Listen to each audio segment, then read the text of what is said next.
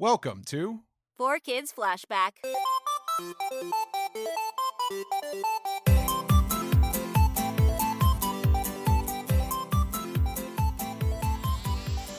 Hello, welcome to 4Kids Flashback. I am one of your hosts, Tara Sands, joined by Steve Yurko. Oh. I don't know what that was. Oh, that's you doing radio without the sound bites. Yeah, you know what? I need the sound effects. I need like a sound effects board. But let's hope I never become that obnoxious. I want to explain to y'all listeners just how dedicated Steve and I are to this podcast. In the last hour, if I'm a little tired, it's because I just tore my apartment apart looking for like 4Kids memorabilia that I could share with you guys. Of course I found none. 'Cause all Goodwill. Yeah, like I found stuff from the time, like I found a box of like Bulbasaur stuff that I bought at the time, not knowing that 4Kids was actually the licensing company making all this stuff. And I was just giving them money. I didn't even realize that it was just that kind of a full circle thing.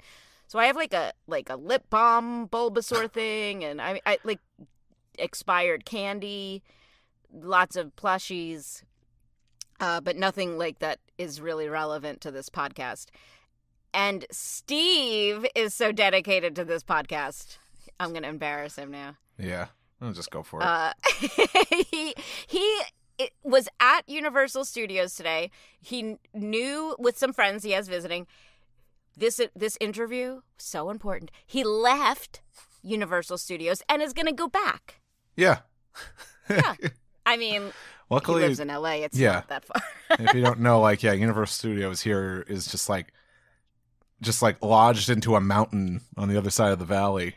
Yeah, so it's like you pass it like haphazardly. It's weird to just pass a big theme park that people drive hours to go to or fly across the country for when it's just kind of in the middle of your city. There is a mosquito in my booth. If you see me, hear me clapping, I cannot get it. I do the dumbest thing when I kill mosquitoes. After I realize that I got one, I go, tell your friends. And then I realize they're dead. They can't tell their friends. Like that's my warning to them. Like even if they weren't dead, they were going to go tell the other mosquitoes. Sounds like aggressive ways of promoting this podcast. Maybe that's tell your friends about the podcast. That's what I'm really meaning. Not like that Tara will hurt you. Sounds like a midsummer thing, you know, where it's like where, you know, you're all drugged up and someone's like, tell your friends, and just claps in your face. Well, I'm just going to be uncomfortable until I kill this mother. I know we're allowed to curse. I curse a lot in real life. Do you, Steve? Yeah, oh yeah, I'd say. And we're very clean on this podcast. I think like I could. I know. And now it's like it's a challenge not to curse. I don't know. If I could come up with more clever adjectives than just curse words, you know, I feel like I'm getting old. You know, I'm like come on, you kids, stop it with the potty mouths. Really? Oh, that's funny. I feel like I swear so much off the air that it's a challenge not to. But what about on your other podcasts? Are you guys just swearing up a storm? We try to avoid it. Like we don't do it often, but like we kind of like tomorrow. I think it's the same thing. It's like it's like we want this podcast to be accessible to a point, and not that someone's going to comb through hours and hours of that podcast to see how many F-bombs we dropped or something. Right. I also feel like it really, if you don't curse a lot, then when you do, it's like, oh, they meant that. Yes. Like that was, it's a real emphasis if you haven't just been saying it all along. Yeah, I'd rather save it for something special, you know. I'll see if there's a very special part of Sam's interview where I just really need to let it fly. Do you know Sam? I don't think I asked you. Have you ever met Sam Riegel? No, not personally, no, but, you know, very familiar with, you know, his voice. Like, I remember hearing him in, like, the 4Kids shows, and then he started popping up in, like, LA produced dubs, and I think at the time I was like, oh, I guess he moved. I was just... Exactly, that's exactly it. Yeah, he's one of the few people who got to stay on one of his shows when he moved, and we'll talk to him about that. But yeah, technology was not in a place that made it easy for us to keep our jobs at 4Kids when we moved across the country. So before we get to the Sam interview, just some important things that we should tell you about going to our website, 4kidsflashback.com, the number 4. What else? There you could find anything you need to know about our show, but if you want to go over to patreon.com/4kidsflashback, and if you become a patron and donate some money, you could get episodes ad-free a week early. Like a patron of the arts, basically, just like in olden days. You're a patron of the arts. That's terrible. I should never make that sound again. Here's some other stuff you can do. You can, our YouTube page. I've curated all sorts of music from 4Kids. If you subscribe to our YouTube channel, you could also listen to the podcast there. And you could give us, like, thumbs up and stuff. Like, you can. Our podcast on, like, Apple Podcasts. You can write a nice review if you're feeling generous. Mm-hmm. That makes me think of Ellen DeGeneres. And my grandmother yesterday asked me if Ellen DeGeneres invented emojis. That is a true story. She thinks that she's the only time my grandmother's seen emojis is on Ellen's show, and she thinks that she invented them. That is off topic. Like she also invent the selfie. Probably, she probably thinks that, and that's the cutest thing, and I'll never correct her. Yeah, go to our website, leave reviews, do nice stuff, and we'll do nice stuff for you. We'll keep making the show. We'll keep making the show. And speaking of nice things, here's Sam Riegel.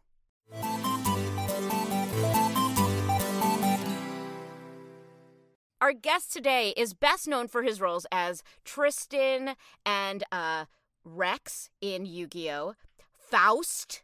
Possibly you know him from Shaman King. He was Donatello in Ninja Turtles. But most importantly, I think the way that most of you know our guest is from his role as Fisherman B in Fighting Foodons. Welcome, Samantha Riegel. Hey, it's me, Sam Hi. Riegel. Good to meet you. Sam. Good to see you. Good to meet you. Should we pretend we don't know each other for the sake of this podcast? Yes. Okay, good. The weirder it is, the better. Uh-huh. Yeah. When I don't know when we officially really met. Do you? We met as children, right? Because we were, well, kind of. I was it already. feels I wasn't, like children. It feels like we've known each other our whole lives. We were little toe-headed children running in through the grass. It must have been either high school or college age. Yeah. Because we were both doing voiceovers in New York City.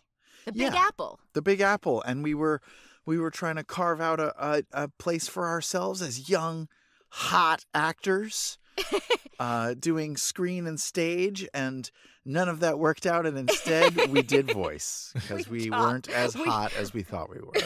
No one wants to see our face. We have faces for radio, we found out. We also lived like a block away from each other on the Upper West Side, which added to our friendship. At the end of my time in New York, I kind of bopped around living in different places in Manhattan. The last place I lived was on 70th Street, and you lived on 70... First? Oh my God, that's so close. The nicest thing Sam ever did was during the blackout of 2002. Was it 3? That sounds right. Oh, 3? 2003? Okay. Oh, yeah, you were there too. Yeah, there was a big blackout. All of the East Coast went down. No electricity, no communications. I don't think there was any cell phones. Cell phones worked a little. But it was sparse. Yeah, it was crazy. But Sam, you climbed 7 flights of stairs to knock on my door to say, come to the park with us. Let's say 17. It makes the story better. 17 flights of stairs. Yeah. Yeah. And I invited you over. Well, first we took your sister to the park. We did. We went to the park. We played Frisbee. Which your sister said she had never played before. Yes. And we were all, everyone in New York at that time had fridges and freezers that were melting. So we had to eat and drink everything in our fridge that would have spoiled. So we were eating weird foods. I feel like we were eating ice cream at some point. Mm-hmm. Well, D'Agostino's, wasn't there? Was it a D'Agostino's right across the street from you? This is fascinating for your audience, by the way. I don't care. This is a real estate show. What supermarket was across the street from me 20 years ago? I think it was a D'Agostino's. So yes. yeah, they free ice cream. Yeah, it was great. It was amazing. I'm sorry to the audience; they don't care. But no, we but care. we played frisbee. Then we went back to my apartment and we hung out and we just chilled and laughed and it was so fun. It was one of the best nights in New York I've ever had. Okay, but you want to know what the real buzzkill was? What? So we partook in we had some drinks or whatever, Mm-hmm. and then all of a sudden I get a call from my dad. That's and right. he was like, I need to stay at your place tonight. I can't get back to New Jersey. So Tara stumbles home, lets my dad in, and played backgammon with my father for the rest of the night while you were all hanging out. We had a great time. I remember it that you stayed the whole night. So let's just say let's remember it that way. Yeah. The other memory I have of that apartment, and this is 4Kids related, Okay. is that it was the only time I remember us all getting together to watch a show on an actual Saturday morning. Do you recall this? You mean when we went to watch the Turtles show? Yes. Yes, Yeah. of course. That was Yeah, at my Sam had apartment also. Yeah, that's what I said. That was my other memory of that apartment. Yes, I had a big Turtles viewing party when it first came out. Mhm. Somebody made Turtles-shaped cookies. That was me. You I did? made turtle-shaped Rice Krispie treats with the bandanas over them, like made out of like edible licorice. Oh, it was so good. I have a picture of pictures. that. I still have a Yeah, picture of that. Yeah, it's framed in my guest bedroom. But I think about that because I do think about that. This is my complaining about 4Kids, but we never had organized like viewing parties or anything like that. So that was the only time I think I'd ever watched a show in real time with people. It's true. Although for Turtles, we did have a premiere. Were you not invited to that? No, but I didn't come into later episodes. Oh, that's right. You were like a street kid. I totally was a streak. Yeah, you were like So much like my real life. Yeah, were you a boy Angel. street kid? Oh, it was a girl street kid. Were you a boy or a girl street kid? I played a boy and a teenage girl, but Okay. I think only the teenage girl was a street kid. Okay. Angel. But yes. She was a badass, which was She cool. was. But yes, we did do a premiere, which was at a theater or a screening room, which was so exciting. And it was the first time that any of us had actually seen the show. They didn't Oh. really show us. I don't even know if we did any ADR for it, but if we did, we barely saw any of it. And me and the other Turtles and our April O'Neil and the Mains, Veronica Taylor. yeah, and we all watched a premiere, and it felt like a real show. It felt like a real show. Yeah. Was that your first premiere I know you had done great theater stuff. And how do you do? My name's Gavroche. That's right. We can sing that if you want. But Sure. was that like your first big I thing? think that was my first television premiere for sure, or screen premiere. I'd been to theater premieres, but this was the first television show that I was a part of that was being screened for an audience of tastemakers and press and celebs. I don't know if there was any celebs there, but Possibly. Who Possibly. knows? Let's pretend there were 17 floors and there were lots of celebs. Yes, Yeah. yes. Let's just lie to our audience. It was a lot of fun. I guess we should go back in time a little bit. You had done voiceover work as a kid. Do you remember your first audition at 4Kids or what the first project you worked on there was? I think, and you did this with me, I think also sometimes, one of my main gigs after college for voiceover was these English learning tapes. Uh-huh. ESL where stuff, we, yep. Yeah, ESL stuff where we had to do I was hired because I was told I have a region-neutral accent. Mm-hmm. I've always said that about you. Yes, that's what most people say when they meet me. Oh, I how say neutral. great-ass region-neutral accent. Uh-huh. Yeah. So we would do these long recording days. I feel like it was sometimes 6 or 8 hours long where we would just be like, the ball is red. What color is the ball? Red. for hours and hours and hours and hours. And there was like 8 or 10 actors who would sit there in the room, and they would just call us up in pairs. I was one of the younger ones, and I think you did that with us a few times as well, right? Yeah, I definitely did this. I don't know if you were in the main core group. Probably not. But Veronica might have been. She did a lot of that. Yes. Yeah. And so was, I think, Oliver Wyman. Oh, yep. And I think because those two especially were part of that group, and somehow I got into that group, they told me about some audition that was coming up at a place down the street called 4Kids. And they said, you should audition for it. And I think it was Yu-Gi-Oh! That would make sense. I think that was my first audition at 4Kids. I had done a little bit of anime here and there. Nothing good and nothing as like the lead. But I had done a little bit of anime, so I was familiar with dubbing. And also I know how to speak English, so that was good. And I have a region neutral accent. And I auditioned for Yu-Gi-Oh! And I got the role of Tristan. Mm-hmm. And I was Tristan, but only for the first like half of a season. You did. Were you? Did you? You didn't move after that though. I think I moved.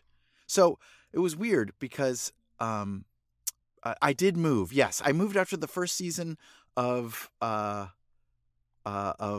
Turtles. So I think I recorded all of the first season of Yu-Gi-Oh! As Tristan, and then around that same time, my timelines are a little foggy, so I'm sure I'll get flack for this. Around that same time, I auditioned for and booked the role of Donatello in Turtles, and we were recording that season. And then after season 1, I announced that I was moving to Los Angeles. And could I please keep my jobs with 4Kids Productions? Right. And they said no. Right. Which is what happened to all of us except for you with Turtles. Yes. So with all of the other gigs, with Yu-Gi-Oh! I did a couple of bits on Pokemon. I did a couple of bits on Fighting Foodons and Ultimate Muscle. And all of those, they were like, nope, you're fired. Because it's dubbing. You really need a connection. You need to be at the studio, or at least you did at the time, because the internet wasn't as fast, and our there was no such thing as Zoom. So like it was hard to do dubbing because you really needed to match the lip flap perfectly, and that's just impossible to do over the telephone. However, in the early 2000s. In the early 2000s, yes. But with Turtles, because that was an original animated show, we were recording the audio first, and then they would animate to our voices.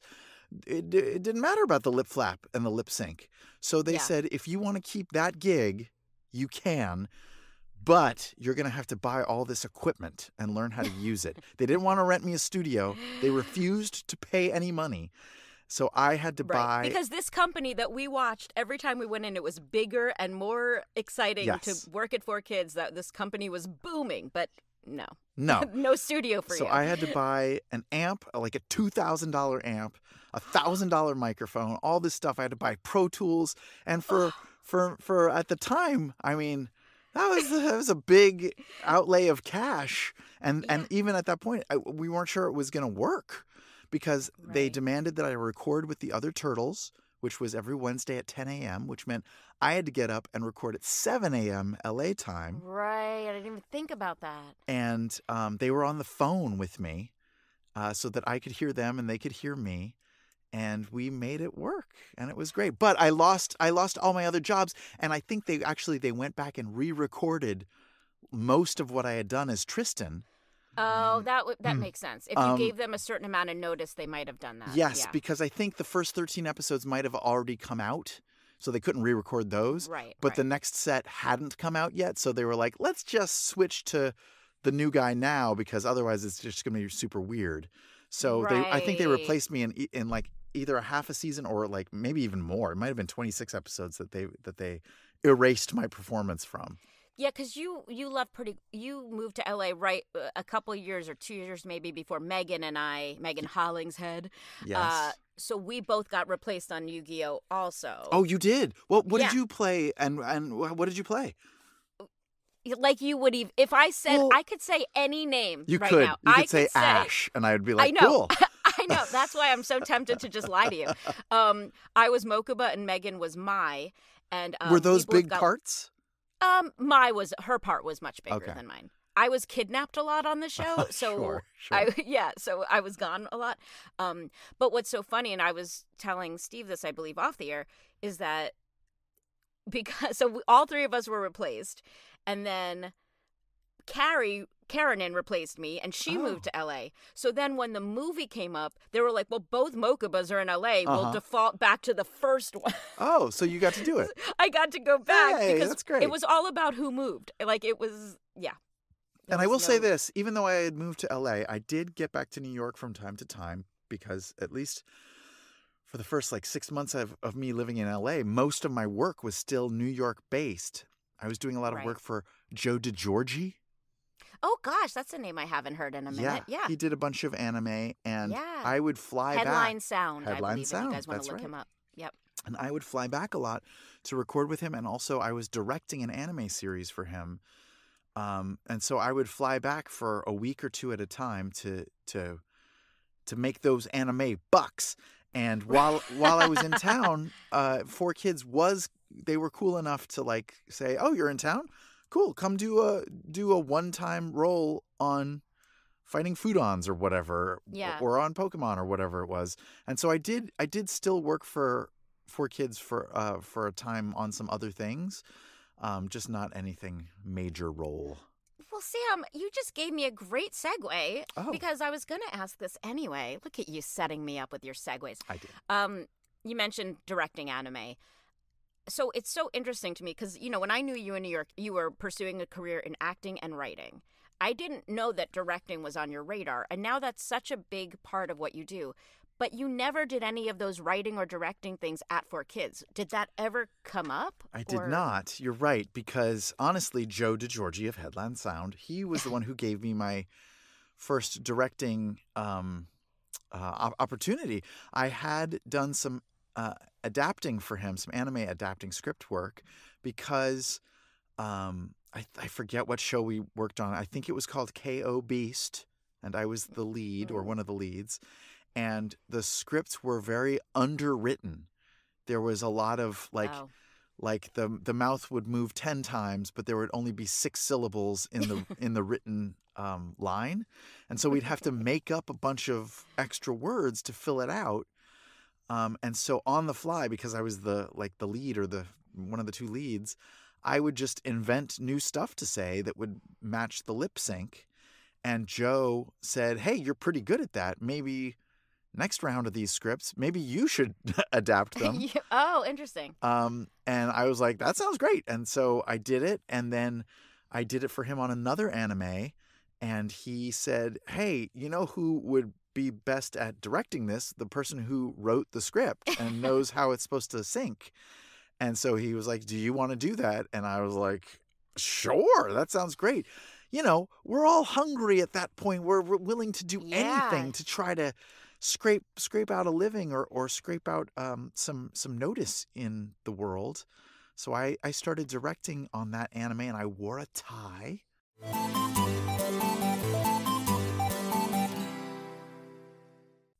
I was just going to bring that up. Okay. Yeah, I wore a tie because I think I was 23 or 24 years old, and I was directing people who were older than me, more experienced than me, and frankly, better than me.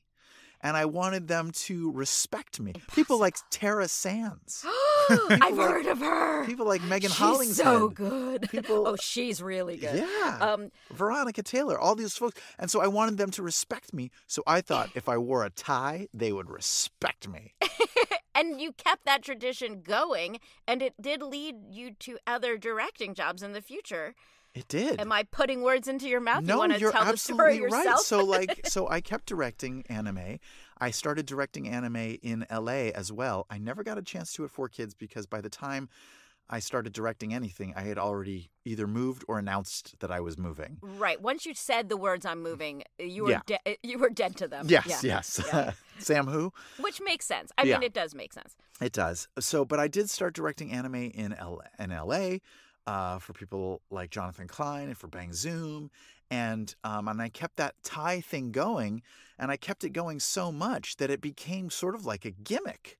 Like it was my thing. People would walk in, and even if they didn't remember my name, they'd be like, "Oh yeah, the tie guy," and so that was just my thing for a long time. And then one day, I think I was directing a video game for somebody, and I had an audition over there at the Mouse House at Disney, and I ran across town during lunch, did my audition at Disney. And they wanted to keep me to do another read through of the script or whatever. And I was like, oh, I got to get going soon. Oh, no, they said, why are you in a tie? That's what they did. They said, why are you in a tie? I was going to fix your story for you. Yeah. They said, why are you in a tie? And you didn't have to dress up for this. It's voiceover. And I was like, oh, I direct. I also direct. And when I do, I wear a tie. I have to run back after lunch and direct the rest of this video game. And they were like, wait, you direct?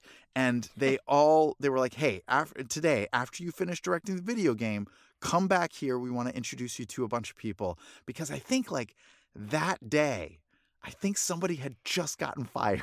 Yeah, isn't that such a great life lesson though? It's like, it's all about timing. Yeah. And you can't control that. Yeah.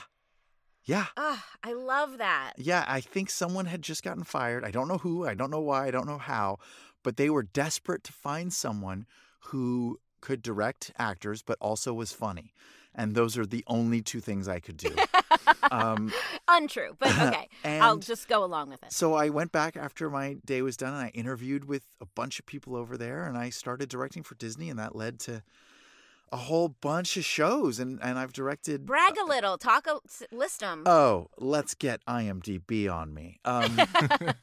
We call it IMDb here, yes. Sam. The first series I directed was Sophia the First, which was a gigantic hit show, and we ended up doing 100-something episodes. I directed DuckTales over there. I directed shows that you've never heard of, like Future Worm and Pickle and Peanut. I direct a show called Moon Girl and Devil Dinosaur, Kiff. I did Wander Over Yonder. I did Craig McCracken's other show when he left and did it at Netflix. And I directed for other places too, not just Disney. I directed for Netflix and Nickelodeon and DreamWorks and Amazon and... Vault the Wonder Deer. Oh, Sam boy. Oh, is boy. forgetting the pinnacle of Sam's career.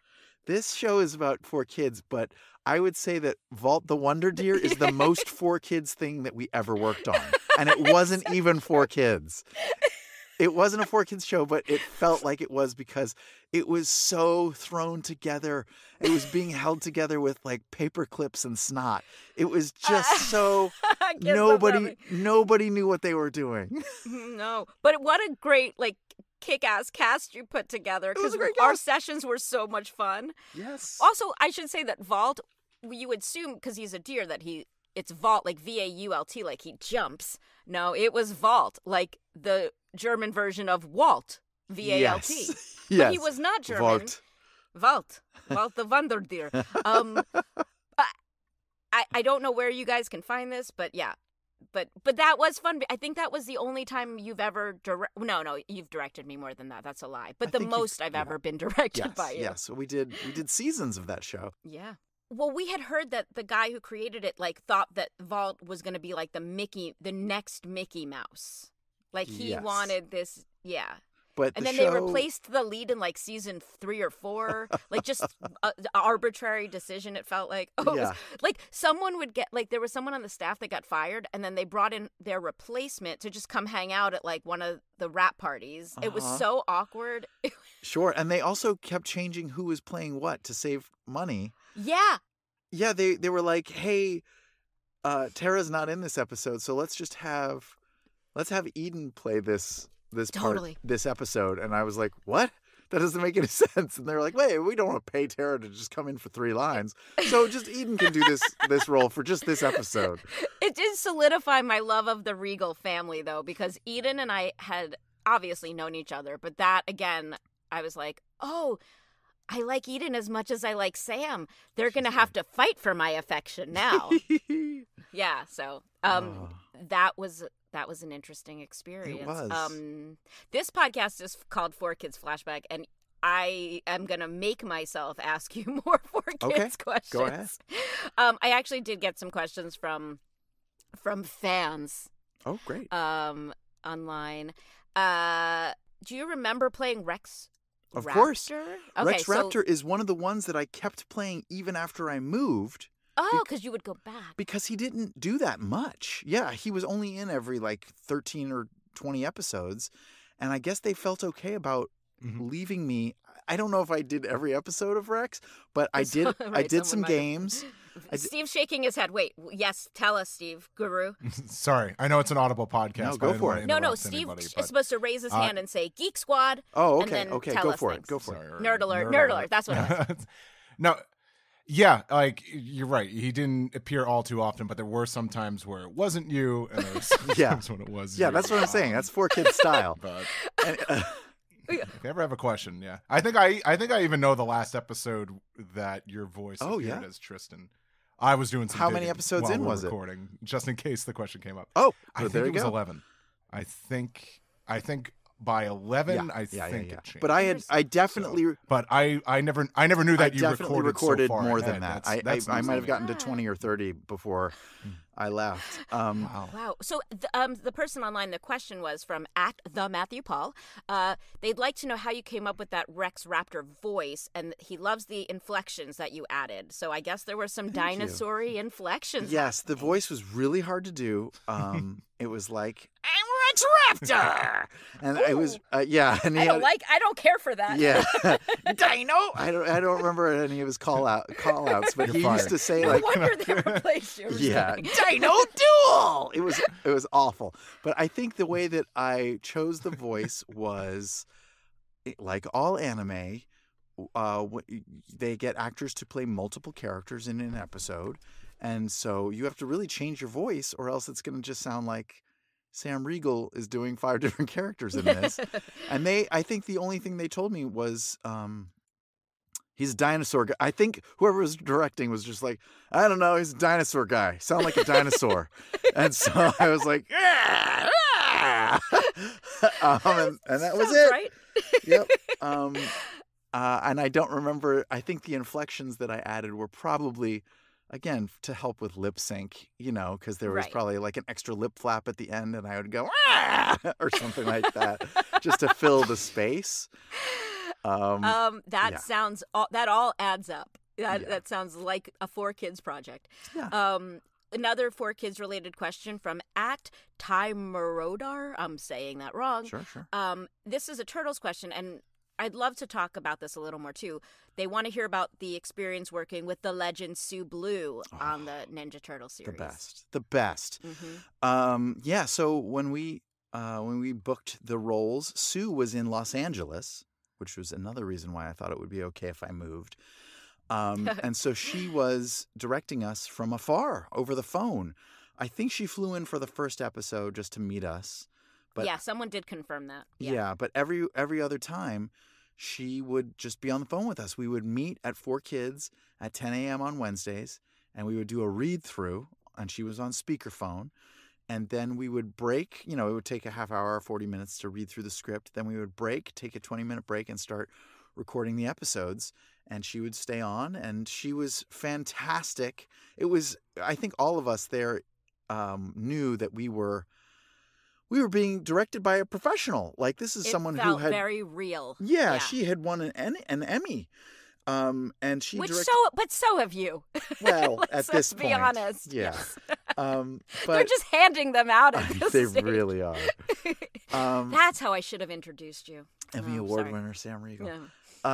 But yeah, it really. I think we all took the project a lot more seriously because it was like, oh my God, they brought in like a real person to work on this, not just somebody who adapted an anime script like Sam Riegel, and who's wearing a tie to make us respect him. We actually respected her. I was thinking about this, like it must have been because there really were not a lot of voice directors in New York aside from anime directors, because I mean, you can speak to this. It's a different way of directing, the kind of notes you have to take, the kind of looking at storyboards in a different way. So they kind of had to bring in somebody who understood that. I also imagine that they had quite a financial stake. It was their first, original animated series that they were working on, and they wanted to make sure that it was done right. So they brought in someone who did the original series to do it. And she was fantastic to work with. She had a lot of fun idiosyncrasies, like she would say robot. And we always laughed every time she said robot because there was a lot of robots in the show. And so every time she said it, we would all giggle to ourselves. She also mixed up our names a whole bunch because she had met us once. Right. And there was no video component. No. Like now there's a video component when you're directing. Yeah, we were just essentially on speakerphone. But she was such a great director, and she taught us all, I think, about a lot about how to record original animation and how to make bold choices and really give the animators something to animate.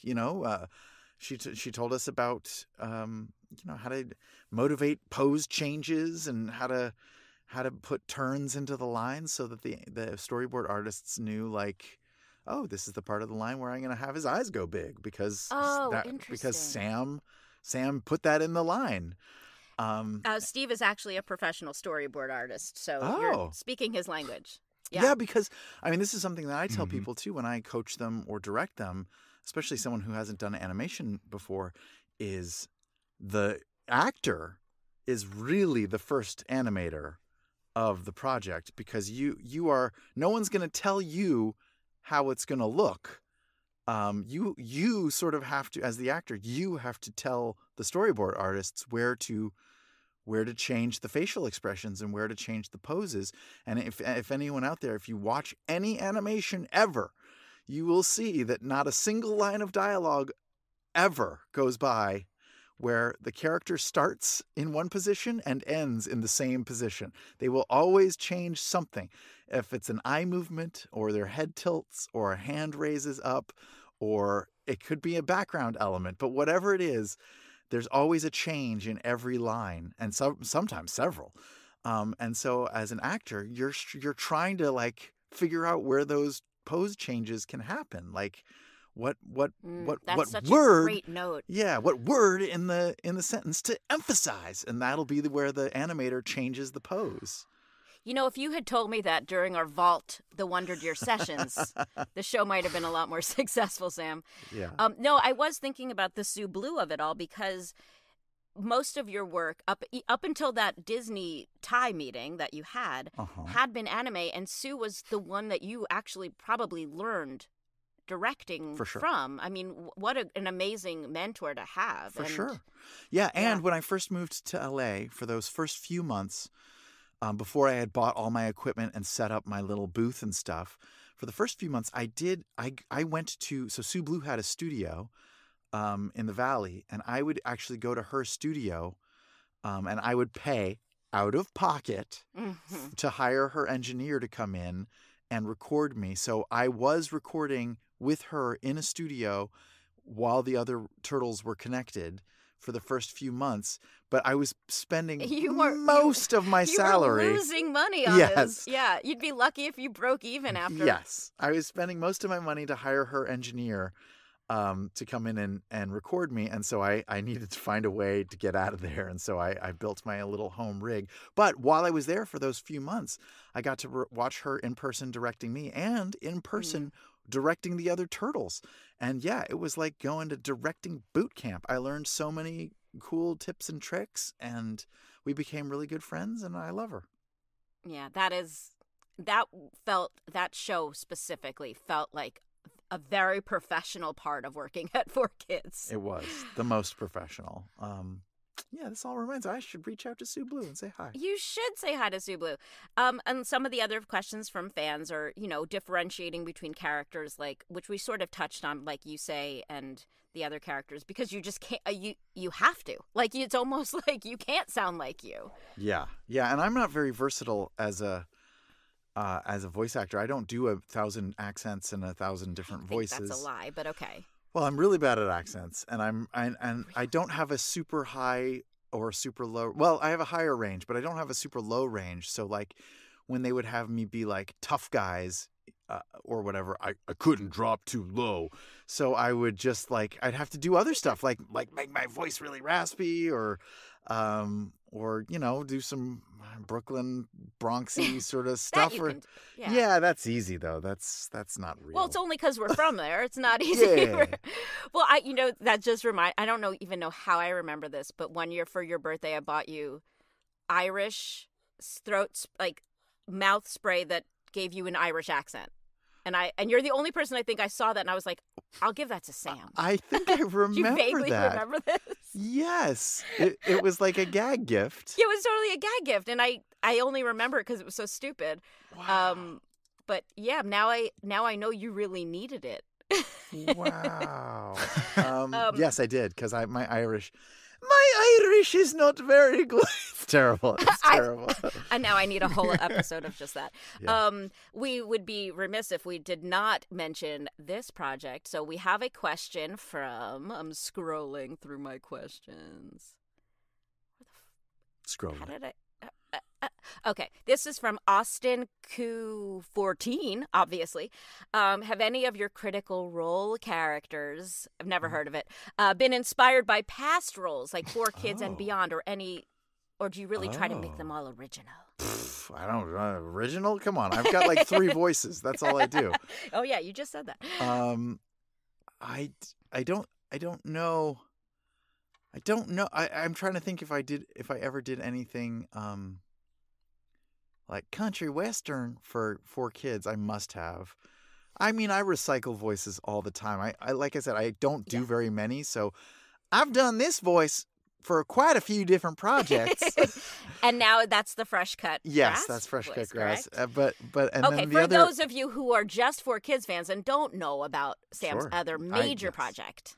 Yes, brag some more, I do a show called Critical Role where a bunch of voice actors play D&D, and we broadcast it on Twitch and YouTube, and it's fun. And now we get to make our own cartoon series based on our world and characters called The Legend of Vox Machina. Check it out. I'm in it. But yeah, on that show, all those characters are either my voice or just crazy voices that I've done for other projects, for sure. I don't know if they were from 4Kids projects. Right. I say that too. I'm like, someone's like, oh, Mokuba kind of sounds like this. I go, all my little boy voices, they sure do. Some are going to sound alike.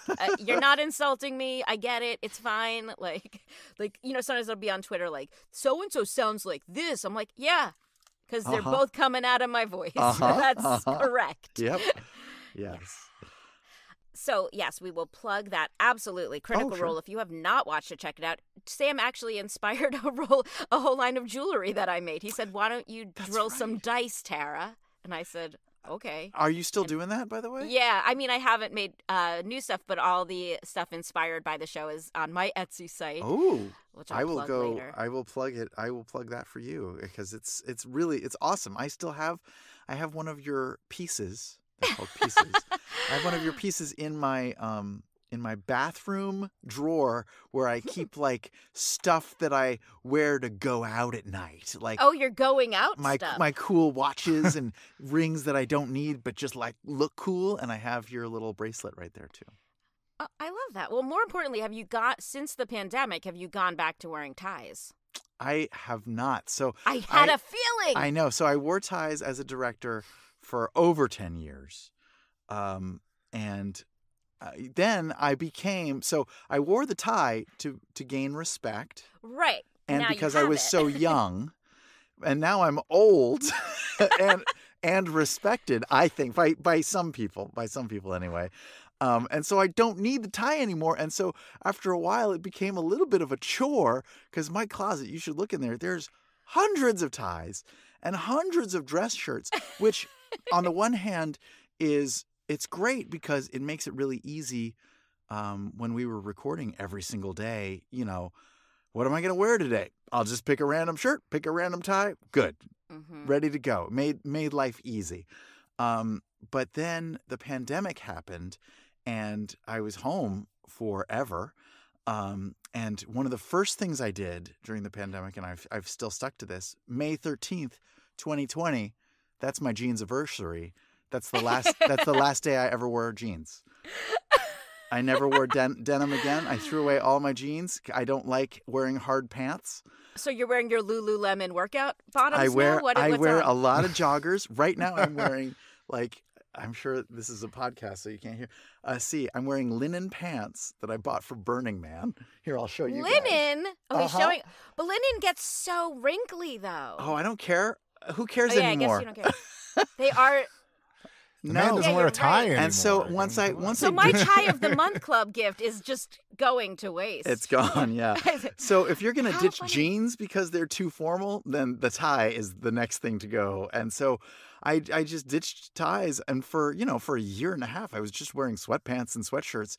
And so when we started recording in studios again, I was looking at that rack of ties and rack of shirts, and I was like, nah, I think I'm done with that.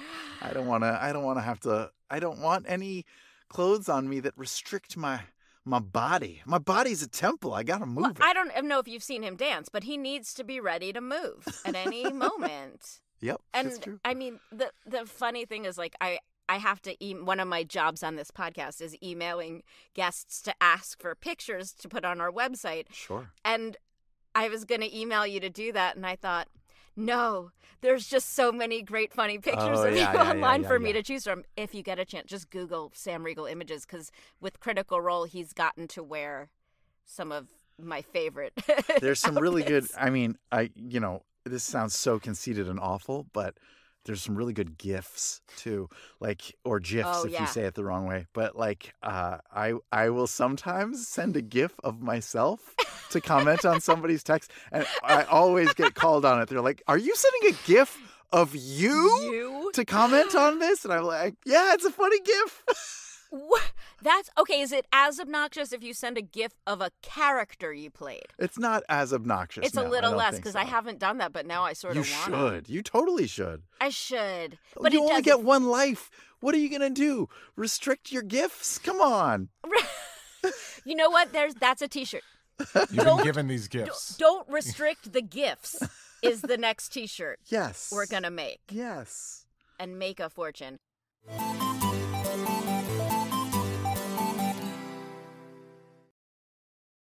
Before we let you get the hell out of here, Sure. is there anything you want to say, Steve? Is there anything you want to ask? Do you want to just make a political comment to get canceled? What do you Sure. wanna I do think with your I think time? I'll weigh in on Yeah. Israel and Palestine.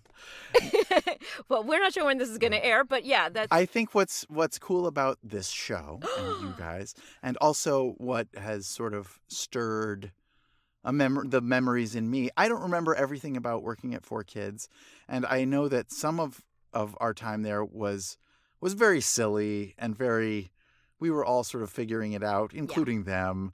And I know not everything that we made there was amazing. But I will say, looking back now, what a group of people that they put together. What an amazing, talented roster of actors, writers, directors, mixers, all those folks. yeah.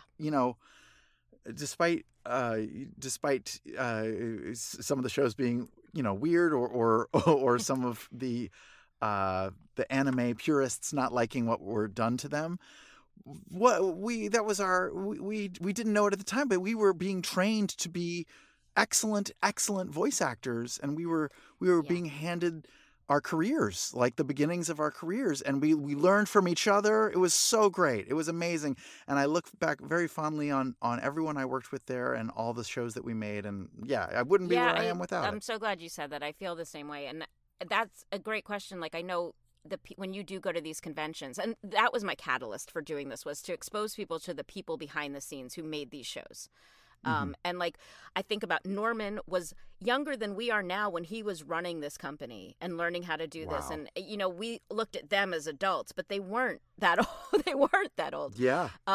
When you speak to people at conventions, I know a lot of it is obviously about Critical Role, but what do people tend to bring up, those other things and the way they do with me? Yeah. Yeah. I mean, I still sign stuff for some of the 4Kids projects. Definitely Turtles. I was just at a convention this past weekend, and I signed a whole bunch of Turtle stuff, including for people who were, I think, too young to have enjoyed our version of the turtles. And so I was like, "Are you sure you want me to sign this Right. and it's not a different turtle?" I do the And same they were like, thing. "No, no, no. They were like, "No, no, no. I've gone back and I've watched your series and that's my favorite one."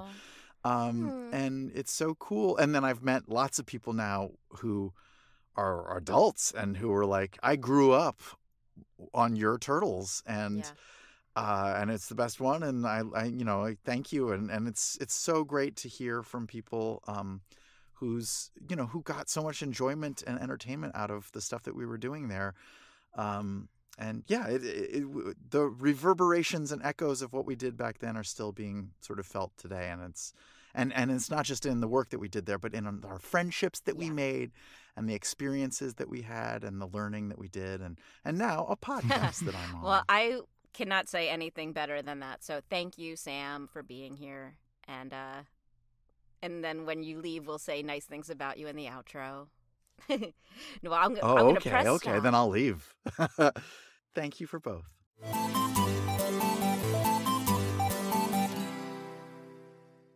Oh, he's fun. Even when he's tired, he's fun.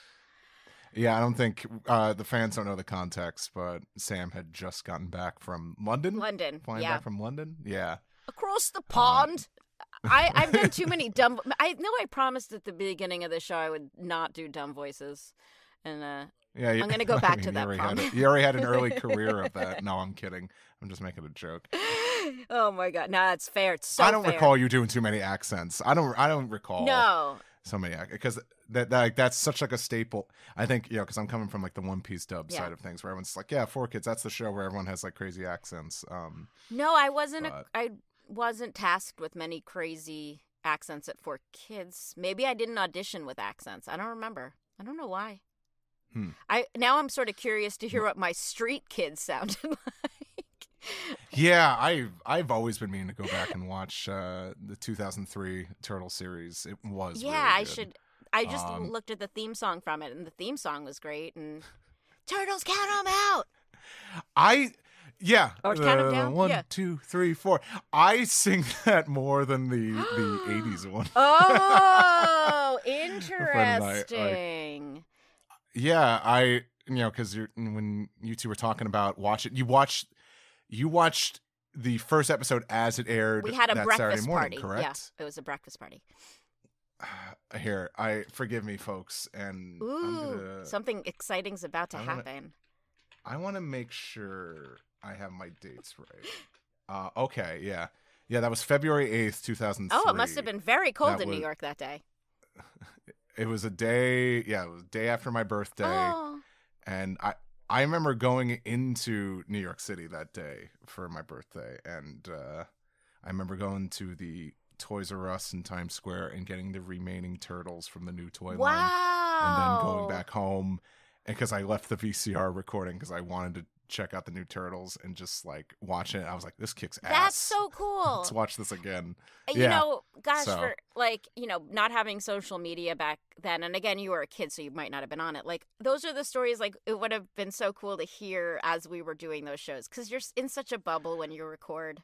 So, like, if we had known that little Steve had just bought his Turtles, and that's... It's just so funny. It was kind of just like, I remember where I was during that, and I remember distinctly because I think I already had like the Donatello figure, so I just needed to get the other three. It was my birthday, so I got. So wait. Then who's your favorite turtle? Do you have a favorite turtle? Donatello. We didn't even tell Sam that. Sam's one of the people I'm talking about when I refer to like all these amazing people. I call them like the 4Kids alumni who really did so well after that. He's he is modest, but he's incredibly successful. This Critical Role thing took off in a way that I don't think they expected or we expected. And the coolest part of watching this is it couldn't have happened to nicer people. We talk about Andrew Rannells a lot and his success, and these were all I hopefully pride myself on choosing nice people to be friends with, and I've weeded out lots of the jerks along the way, which, when you're my age, you do. You're like, I don't need that energy. But so many just great, great human beings came out of that place who are still working, and maybe you don't know their names, but like, a lot. When I look on LinkedIn to find people who worked at the company, lots of working professional storyboard artists and editors and all these people that are still working and at the top of their game came out of 4Kids. So he's just another great example. Yeah, and I'm just talking about Turtles. Like, it's so cool that there was like an original, like, animated production going on there, because I think like by the time I was like graduating college in New York, it was really drying up, and it's a shame like that. It's like a different time. Like, oh, I would have loved to that more production wasn't like there. If things like Ninja Turtles was still being produced in New York, maybe I wouldn't have moved. I don't know, but isn't that like? And again, if 4Kids had done more shows like that, a big part of my catalyst, I moved 2 different times. It's boring. I won't bore you. But a lot of it was because I was frustrated with how far I felt like I could go in New York animation-wise or even anime-wise, because there was a certain style of and payment-wise, I mean, more than anything else. I mean, you hear Sam losing money on his Ninja Turtles job. And again, building studios back then was a much more expensive proposition than it is today.